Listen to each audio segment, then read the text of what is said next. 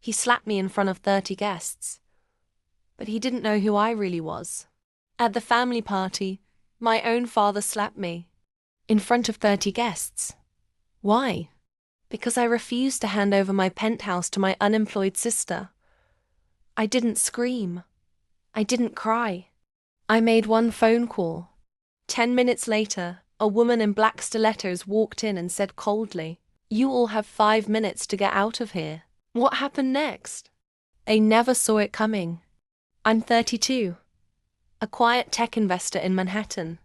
Most people think I got lucky with real estate. What they don't know is that I co-founded a startup that was acquired for $75 million last year. I kept it quiet. So when my sister got evicted for not paying rent again, my parents decided my penthouse, which I bought in cash, should now be hers. "You don't even need all this space," my mom snapped. When I refused politely, my dad exploded. SLAP. Glass silence. 30 guests frozen. But me? I didn't move. I didn't cry.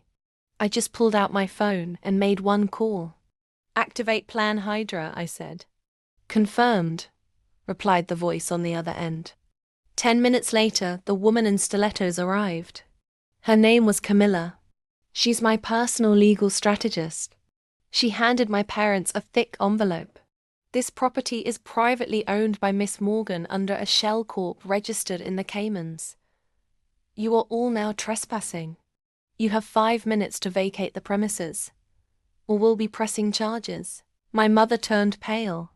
My father looked like he'd been punched. "Charges?" he barked. Camilla smiled. "Yes, for fraud, attempted coercion, and a juicy little thing we found in your tax records. You see, I never told them I owned 3 other properties under shell companies, or that I had quietly investigated my father's business, the shady import firm in Jersey. Turns out, he'd been laundering money for years. And my sister? She'd been siphoning off Mom's retirement funds to gamble online. I had proof, all collected over 6 months. They thought I was just the quiet, soft-spoken daughter. They forgot I was also the architect of their downfall. Camilla handed each guest a sleek envelope. "For your information, Miss Morgan is filing a restraining order against her family. You'll be hearing from us soon." They stumbled out in silence. No scene, no protest. Just fear. Because they finally realized who I really was. A week later, my sister showed up at a hotel, her new place. But when she tried to check in, her card was declined. The hotel manager handed her a letter. "This suite was prepaid by Miss Morgan. Enjoy your stay." In Arizona. That's right. I sent her across the country, to a desert resort with no Wi-Fi, no friends, and a job offer I arranged at a fast food chain. The job?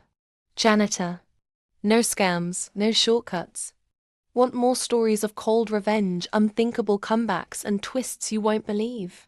Hit that subscribe button and turn on notifications. Because next time, it just might be your story.